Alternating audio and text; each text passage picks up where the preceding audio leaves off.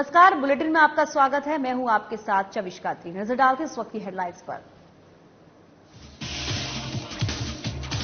छिंदवाड़ा जिले की अमरवाड़ा विधानसभा में कांग्रेस के बीच खींचतान। कांग्रेस में टिकट को लेकर घमासान जारी। दो अलग अलग गुटों में दिख रही कांग्रेस। छिंदवाड़ा में निगम आयुक्त ने किया वार्डों का भ्रमण। कचरा मुक्त शहर को लेकर किया सर्वेक्षण। आम नागरिकों से की सहयोग की अपील। धार में नेत्र सुरक्षा और नेत्रदान कार्यक्रम का आयोजन। नेत्रदान को लेकर किया गया विचार विमर्श। कई नेत्र स्पेशलिस्ट कार्यक्रम में हुए शामिल।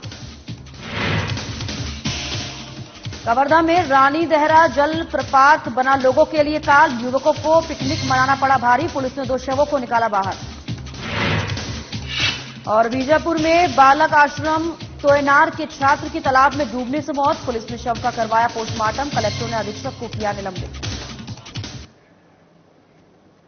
मुख्यमंत्री भूपेश बघेल की अध्यक्षता में उनके निवास कार्यालय में मंत्रिपरिषद की बैठक आयोजित हुई और इस दौरान बैठक में कई महत्वपूर्ण निर्णय भी लिए गए। इसमें आवासहीनों और कच्चे कमरे वाले परिवारों को पक्का आवास मुहैया कराने के लिए प्रधानमंत्री आवास योजना के अंतर्गत स्थायी प्रतीक्षा सूची में शामिल पात्र परिवारों को आवासों की स्वीकृति का निर्णय लिया गया। मंत्री मोहम्मद अकबर कैबिनेट में लिए गए फैसले की जानकारी दी। उन्होंने कहा कि प्रधानमंत्री आवास ग्रामीण योजना की वेंटिंग लिस्ट के राशि जारी किए गए हैं। सर्वे सूची से बाहर के लोगों को लाभ देने के लिए 100 करोड़ का प्रावधान रखा गया है। मंत्री मोहम्मद अकबर ने कहा कि स्टाइपेंड की बाध्यता खत्म हो गई है। इसके साथ ही मंत्री अकबर ने सिविल सेवा परीक्षा में 2008 में संशोधन के बारे में भी लोगों को जानकारी दी। उन्होंने बताया कि सिविल सेवा परीक्षा में 2008 में संशोधन अनुसार 100 नंबर में इंटरव्यू होगा।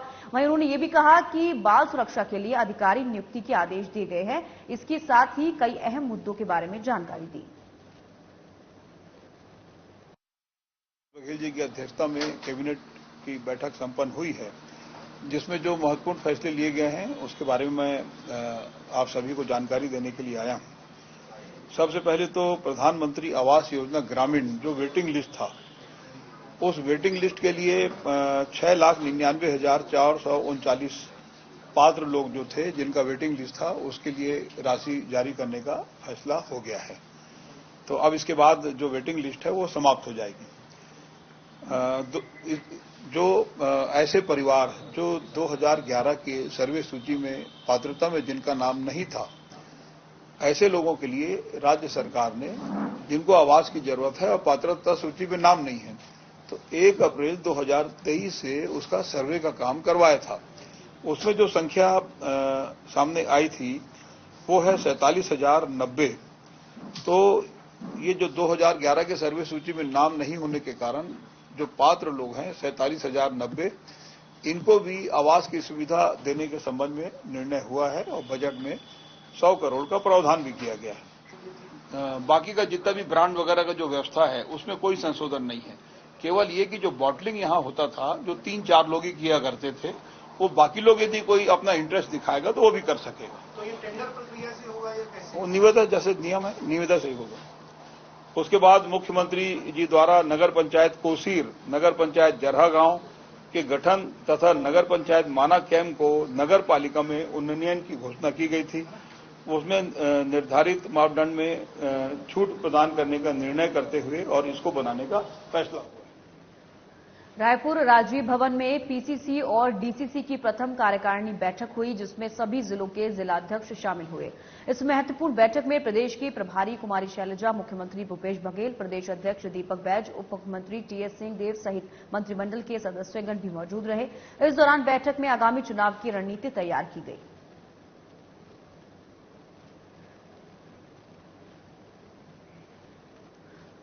मध्य प्रदेश शासन के आयुष और जल संसाधन राज्य मंत्री रामकिशोर नानो कावरे ने परसवाड़ा विधानसभा क्षेत्र के कई गांवों में 1 करोड़ 9 लाख रुपए के विकास कार्यों का भूमि पूजन किया। इस अवसर पर जनपद पंचायत परसवाड़ा के अध्यक्ष समल सिंह धुर्वे, उपाध्यक्ष कांति रहांगडाले समेत बड़ी संख्या में ग्रामीणजन मौजूद रहे। इस दौरान मंत्री कावरे ने ग्राम पंचायत परसाटोला के भिलेवानी में 15 लाख रुपए की लागत से बने सामुदायिक प्रशिक्षण केंद्र भवन का लोकार्पण किया और परसाटोला में 15 लाख रुपए की लागत से बनने वाली राशन दुकान के लिए भूमि पूजन किया। साथ ही कुमादेही में लघु वनोपज संग्रह करने वाले हितग्राहियों को चरण पादुका और पानी की बोतल का वितरण भी किया गया।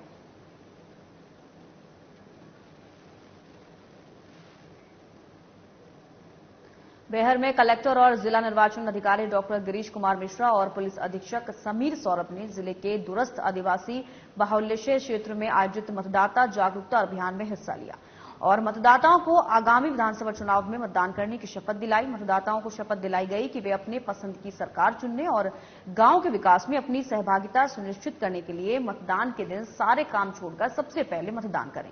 मतदाताओं को ये भी शपथ दिलाई गई कि वे क्षेत्र, जाति, धर्म, संप्रदाय, भाषा, बोली, लिंग आदि का भेद किए बगैर और किसी के दबाव या प्रलोभन में आए बगैर मतदान करें। इस दौरान ग्रामीणों को बताया गया कि लोकतंत्र की मजबूती के लिए सभी मतदाताओं का मतदान करना बहुत जरूरी है।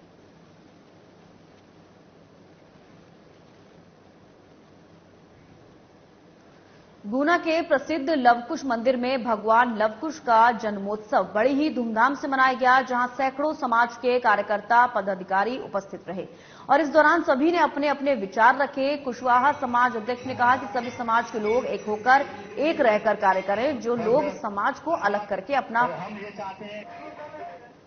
भुट्टा सकते हैं, आने वाले समय में उन्हें समाज के कार्यक्रमों से अलग रखा जाएगा और इस दौरान समाज के सभी लोगों ने अपनी बात रखी और आरती करके कार्यक्रम को सफल बनाया। 13 अगस्त 2023 को समाज की पूरी मीटिंग हुई थी और उसमें ये डिसीजन लिया गया था कि 3 सितंबर को हम जो है लवकुश जन्मोत्सव मनाएंगे। उसी परिप्रेक्ष्य में आज जो है कुशवा लवकुश मंदिर एवं कुशवा धर्मशाला ट्रस्ट एवं कुशवा सामूहिक विवाह सम्मेलन समिति के संयुक्त तत्वाधान में आज लवकुश जन्मोत्सव मनाया जा रहा है, जिसमें सबसे पहले जो है लवकुश मंदिर में पूजा अर्चना की गई।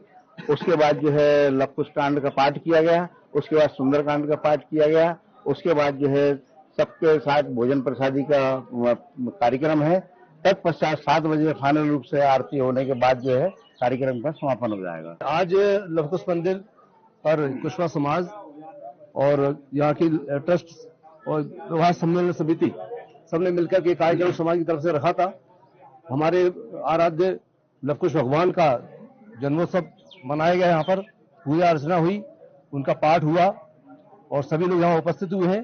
बड़ा जो है कार्यक्रम अच्छा रहा और मैं ये कहना चाहता हूँ कि समाज इस तरीके से साथ में रह करके सब कार्यक्रम करता रहे तो समाज एकजुट रहेगा। आज हम लोग लवकुश जन्मोत्सव पे इकट्ठे हुए हैं, यहाँ पे आज कार्यक्रम रखा गया है और अच्छा लगा, बहुत अच्छा कार्यक्रम रहा और सभी से कामना है कि सब लोग मिलजुल के जो है ना इस उत्सव को मनाएं और ये महिलाएं जो मतलब महिला संगठन के रूप में कार्य कर रही है बहुत अच्छा कर रही है, क्योंकि हमारा समाज बहुत पिछड़ा हुआ है, वो आगे नहीं आती है उसकी महिलाएं, कम से कम उनको आगे आना चाहिए, समाज के लिए कुछ करना चाहिए। सब लोग जैसे एक माला है तो सभी एक साथ बने रहे और मेरा उद्देश्य है कि सारे काम जनहित के हो, जो समाज के लिए क्या अच्छे से अच्छा कर सकते हो बहुत अच्छा हो, सभी लोग एकजुट बने रहे। और जिस तरीके से आज हमारे सभी समिति के सदस्यों द्वारा माननीय अध्यक्ष जी द्वारा ये लवकुश का जन्मोत्सव मनाया गया है, 1 महीने तक चलेगा पूरा और यहाँ सभी इसी तरीके से मनाते रहे। आज भगवान का लवकुश जन्मोत्सव बड़े धूमधाम से मनाया गया।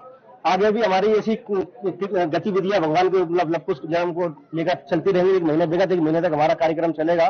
जिले भर में, पूरे प्रदेश भर में इस तरह का कार्यक्रम आयोजित किए जाएंगे। इसमें भगवान का हम जन्मोत्सव मनाएंगे और भगवान से प्रेरणा लेकर हम आगे की जो भी जीवन दिनचर्या सुधारेंगे। कमलनाथ का गढ़ छिंदवाड़ा जिले के अमरावाड़ा विधानसभा में पहली बार कांग्रेस से इतनी फूट दिखाई पड़ रही है।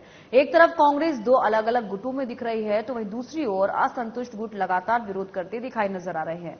आपसी सामंजस्य न होने के चलते कांग्रेस इस विधानसभा में टूटती नजर आ रही है। वर्तमान में विधानसभा में जहां कांग्रेस विधायक का दबदबा बरकरार है तो वहीं दूसरी ओर असंतुष्ट गुटों के द्वारा इस बार विधानसभा में नए चेहरे को लेकर लगातार मांग उठाई जा रही है। फिलहाल अमरावाड़ा विधानसभा में टिकट को लेकर विनय भारती का पल्ला भारी दिखाई पड़ रहा है। अब देखना यह होगा कि क्या पीसीसी चीफ कमलनाथ इस विधानसभा की टिकट युवा हाथों में देते हैं या फिर यथावत रखते हैं, ये तो आने वाला समय ही बताएगा। परंतु कांग्रेस में टिकट को लेकर घमासान जारी है।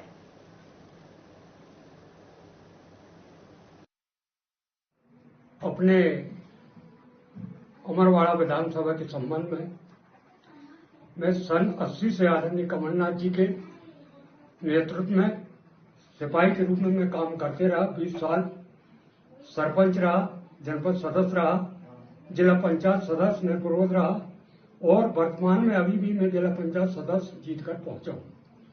पीसीसी सदस्य भी रहा हूं मैं।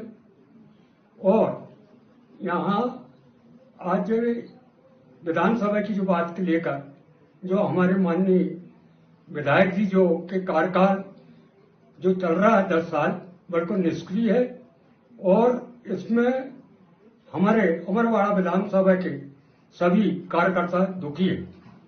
हमने अपनी बात देखो, हम तो कांग्रेस का काम करेंगे मगर अगर टिकट नहीं देते हैं तो यहाँ कुछ भी हो सकता है, हम जीतने की गारंटी नहीं दे सकते।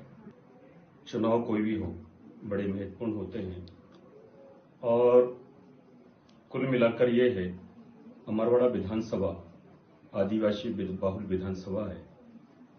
यहाँ विधानसभा में हम अपनी तरफ से नहीं बल्कि पूरे विधानसभा हम घूमते हैं रिश्तेदारी में, चाहे पार्टी संगठन के काम से, तो हर जगह एक ही आवाज आ रही है कि टिकट परिवर्तन होना चाहिए।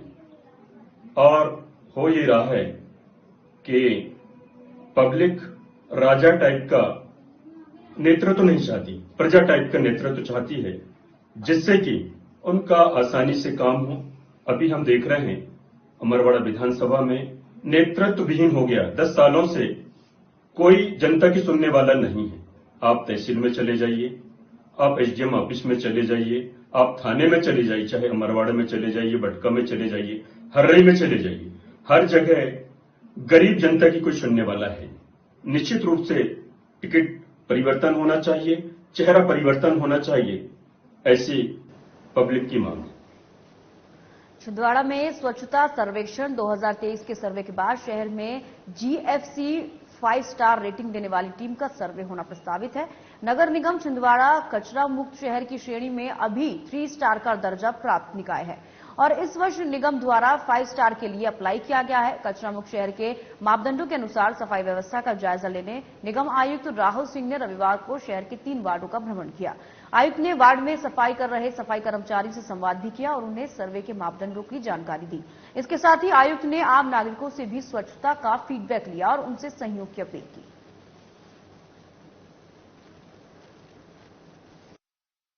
तैयारियों का जायजा लेने आया था। अभी हमारा स्वच्छ सर्वेक्षण की टीम ने विजिट करके सर्वेक्षण कंप्लीट हो गया है। अब हमारा जीएफसी मतलब कि गार्बेज फ्री सिटी के अंतर्गत रैंकिंग होती है, जिसमें हम अभी 3 स्टार हैं। हमने 5 स्टार के लिए अप्लाई किया है और 5 स्टार के लिए गार्बेज फ्री सिटी में बहुत 24 मापदंड हैं। उन 24 मापदंड पे हमारे वार्ड तैयार हैं कि नहीं है, तो उसके लिए हमने आज 3 वार्डों को विजिट किया, 30, 31, 32। अभी और तैयारी करना शेष है और मेरा नागरिकों से सभी से आग्रह है कि घर में डस्टबिन आवश्यक रूप से 3 डस्टबिन रखें और जो भी कमर्शियल गतिविधि कर रहे हैं उनको नीला डस्टबिन आवश्यक रूप से रखना चाहिए। और जैसे आज मैं मटन मार्केट में गया था, वहाँ पे ग्रीन डस्टबिन के लिए सभी को समझाइश दी है। ऐसे लगातार हम को तैयार रहना पड़ेगा ताकि हम जीएफसी में 5 स्टार रेटिंग प्राप्त कर सकें।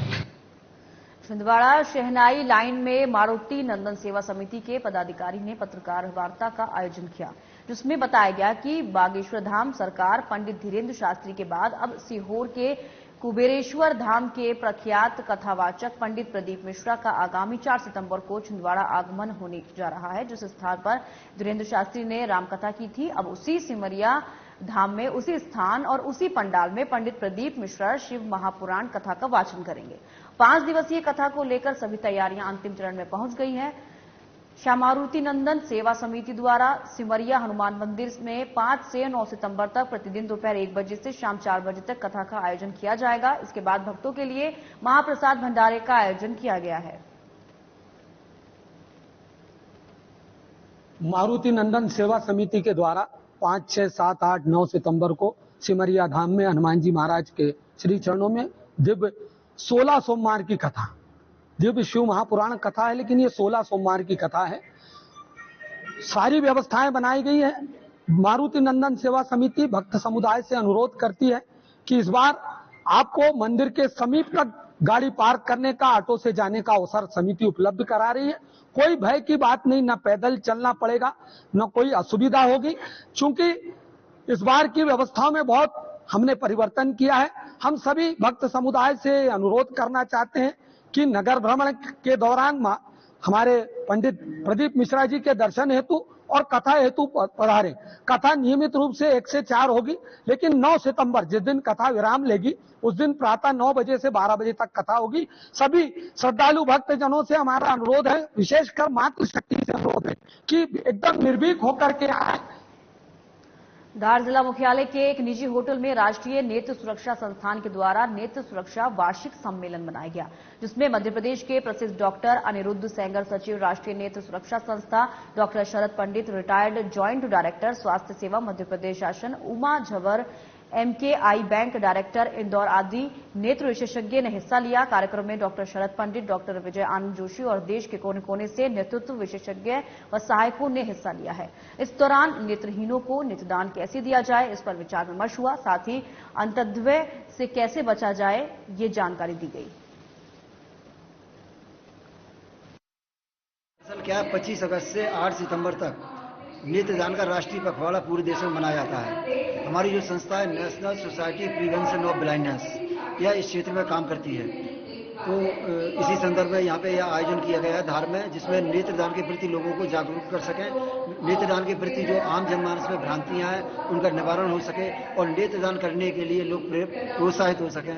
इस उद्देश्य को लेकर यहाँ पे आयोजन किया गया है। धार में जो है मध्य प्रदेश नेत्र सुरक्षा परिषद का जो है वो वार्षिक सम्मेलन है और इस सम्मेलन में जो है न सिर्फ प्रदेश बल्कि देश से अलग अलग हिस्सों से नेत्र रोग विशेषज्ञ, नेत्र सहायक और अन्य लोग जो इस कार्य में सहयोग कर रहे हैं वो लोग भी पधारे हैं। इसमें जो है वो हमारे अशासकीय सामाजिक संगठन के प्रतिनिधि भी हैं, आई बैंक जो संचालित करते हैं वो उसके संचालकगण भी हैं और इस तरह से विभिन्न क्षेत्रों के लोग जो आए हैं। उद्देश्य ये है कि जो आंखों में अंधापन आ जाता है, यानी जो नेत्र ज्योति से वंचित हो जाते हैं, उन लोगों को जो है आज कैसे नेत्र ज्योति प्रदान की जाती है उस संबंध में चर्चा करना है। खास करके जो है वो कॉर्निया, यानी जिनकी आंखों की पुतली खराब हो जाती है, उनको जो है पुतली बदलकर जो है वो आंखों में नेत्र ज्योति प्रदान की जा सकती है।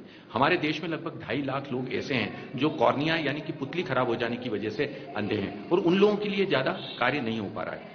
मोतियाबिंद के ऑपरेशन तो होते हैं, मोतियाबिंद से जिनका ऑपरेशन होते हैं उनको दृष्टि पुनः मिल भी जाती है, परंतु आज भी कॉर्निया के बारे में जिन लोगों की पुतली बदलना है उस संबंध में हमारे पास पर्याप्त संसाधन नहीं है और ना ही हमारे पास उस तरह के चिकित्सक हैं। तो 2.5 लाख लोगों को नेत्र ज्योति प्रदान करना ये एक बहुत बड़ा कार्य है। कबीरधाम जिले के बोडला थाना के अंतर्गत रानी देहरा जल प्रपात में 2 लोगों के डूबने के मामले में रेस्क्यू टीम को बड़ी कामयाबी हाथ लगी है, जिसमें 2 लोगों के शवों को रेस्क्यू टीम द्वारा बाहर निकाल लिया गया है। जानकारी के अनुसार कवर्धा निवासी युवक कल अपने साथियों के साथ पिकनिक मनाने गए थे। खाना खाने के बाद 2 लोग नहाने झरने के अंदर गए, लेकिन स्थिति न संभालने पाने के चलते डूब गए थे, जिनकी बॉडी की कल शाम से रेस्क्यू टीम द्वारा लगातार खोज की जा रही थी, जिसमें आज सुबह 2 व्यक्तियों का शव बाहर निकाल लिया गया है। रानी दरहा पिकनिक स्पॉट पे कवर्धा से 10 लड़के स्कॉर्पियो में रानी दरहा इस झरना के पास पिकनिक मनाने गए थे। कुछ लड़के पानी में नहा रहे थे, जिसमें राहुल ठाकुर और शुभम झारिया नहाते समय गहरे पानी में चले गए, जिसमें सूचना प्राप्त होने पर डायल 112 की टीम वहां पे पहुंची और थाना बोडला की पुलिस पहुंची थी। स्थानीय लोगों की मदद से वहां पे प्रयास किया गया। रात्रि हो जाने से वहां पे रेस्क्यू ऑपरेशन नहीं चलाया जा सका था। उसके बाद सुबह होमगार्ड के गोताखोर और स्थानीय गोताखोरों की मदद से वहां पे फिर सर्च ऑपरेशन चलाया गया, जिसमें दोनों की डेड बॉडी बरामद हुई। पंचनामा कार्रवाई की गई है और उसके बाद अभी पोस्टमार्टम कराया जाएगा। ओमकारेश्वर डैम से लगभग 1 किलोमीटर दूर आदिवासी बहुल्य क्षेत्र ग्राम कडियाकुंड की और जंगल में बाइक के साथ एक युवक जंगल में रोड के किनारे पर पड़ा हुआ था। उसकी कंडीशन बहुत खराब थी। मार्ग से निकलते समय सीआईएसएफ की लेडीज आरक्षण उपासना दुबे ने तुरंत इस घटना की सूचना सीआईएसएफ के आरक्षक सुनील कुमार को दी। घटना की गंभीरता को देखते हुए आरक्षक घायल युवक को ओमकारेश्वर हॉस्पिटल पहुंचाया, जहां घायल का इलाज जारी है।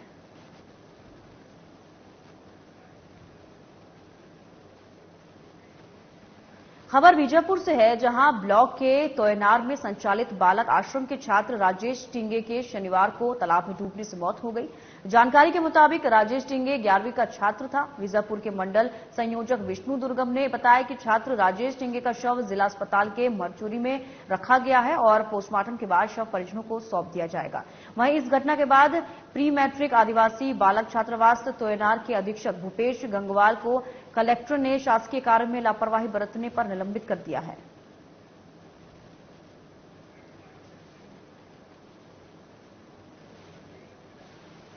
खबर शाहजहांपुर से है, जहां एक बेटी से पापा ने 2 दिन पहले कहा था कि मैं 7 सितंबर को आपके जन्मदिन पर गिफ्ट लाऊंगा।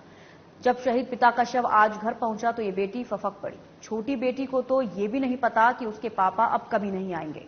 गुरुवार को लेह लद्दाख में शहीद हुए शुजालपुर के दीपक का शुजालपुर में सम्मान के साथ अंतिम संस्कार किया गया। 2 दिन पहले गुरुवार को लेह लद्दाख सीमा पर थल सेना में ड्यूटी करते हुए शुजालपुर के दीपक चौधरी की तबियत बिगड़ने के बाद मौत हो गई थी। आज पार्थिव शरीर गृहनगर शुजालपुर मंडी के वार्ड 21 माली मोहल्ला पहुंचा। हजारों लोगों की भीड़ के साथ जब तिरंगे में लिपटा शहीद घर पहुंचा, शहर भारत माता की जयकारों से गूंज उठा।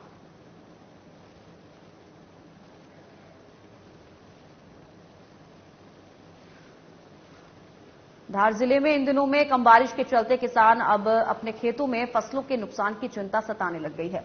इसलिए अब किसान रूठे हुए इंद्र देवता को मनाने के लिए हवन और पूजा पाठ कर रहे हैं। धार जिले में इन दिनों बारिश कम होने के कारण यहां पर अब किसान बारिश को बुलाने के लिए कई प्रकार के टोने टोटके कर रहे हैं।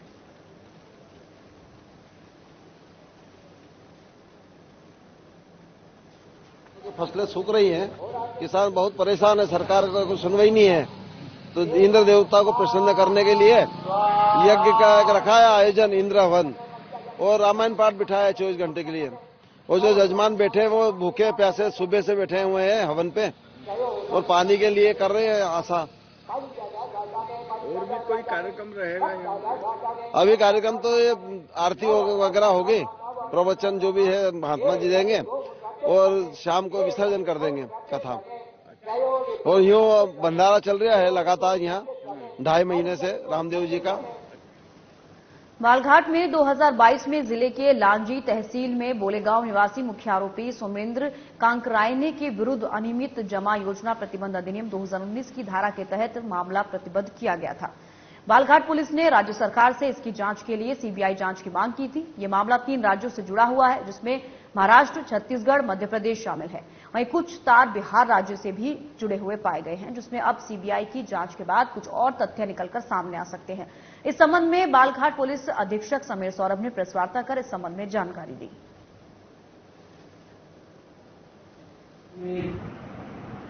जिस बर्ड्स एक्ट के तहत कार्रवाई हुई थी उसी में प्रावधान है कि यदि 1 से ज्यादा राज्य इन्वॉल्व है और बहुत बड़े लेवल पे पैसे का आया जाना सूचित होता है तो इसकी जांच सीबीआई को सौंपी जानी अनिवार्य है। उस संबंध में जब हम लोगों ने प्रतिवेदन शासन को भेजा था और पर्याप्त जानकारी और विवेचना में तथ्यों के आधार पर शासन ने इस शुरू के 3 केस, लालजी के 2 केस और कुन्नापुर के 1 केस में, जिसमें एक तो सोमेंद्र कंकरायने आरोपी है, सोमेंद्र कंकरायने और अन्य, एक में इंदिरा का मादारी और अन्य आरोपी, और तीसरा केस जिसमें अजय तिलके और अन्य आरोपी। तो तीनों केस की जांच, अग्रिम जांच सीबीआई के द्वारा किए जाने की अनुशंसा। इसमें शब्द का ध्यान रखेंगे, अभी तक सीबीआई ने इसको टेकअप नहीं किया। अभी तक जांच हमारे पास है, विचारण यहीं के न्यायालय में चल रहा है। नारायणपुर में जिला स्तरीय स्वीप कार्यक्रम के अंतर्गत शासकीय बालक उच्चतर माध्यमिक विद्यालय नारायणपुर के खेल मैदान से बाइक रैली निकाली गई, जिसमें बड़ी संख्या में अधिकारी कर्मचारियों ने हिस्सा लिया। बाइक रैली का शुभारंभ कलेक्टर और जिला निर्वाचन अधिकारी अजीत वसंत ने बाइक चलाकर किया। इस दौरान मतदाताओं को नुक्कड़ नाटक के माध्यम से मतदान करने के लिए जागरूक किया गया। वहीं कार्यक्रम में मौजूद सभी लोगों को शपथ दिलाकर बाइक रैली का समापन किया गया।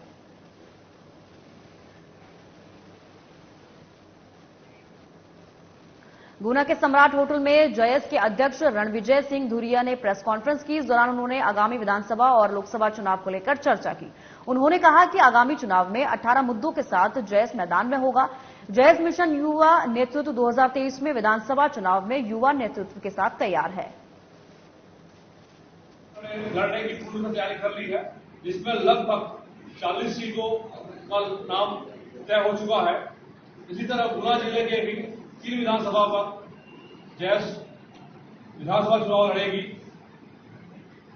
हमेशा आदिवासी और दलित वंचित लोगों का उपयोग हम देखते हुए आ रहे हैं 75 साल से, चाहे वो कांग्रेस की सरकार रही, चाहे वो भाजपा की सरकार है। हमेशा आदिवासी, दलित, गरीब, वंचित लोगों का शोषण किया जा रहा है। बेरोजगारी, महंगाई और कई ऐसे मुद्दे हैं। इस बुलेटिन में फिलहाल इतना ही। दीजिए इजाजत। नमस्कार।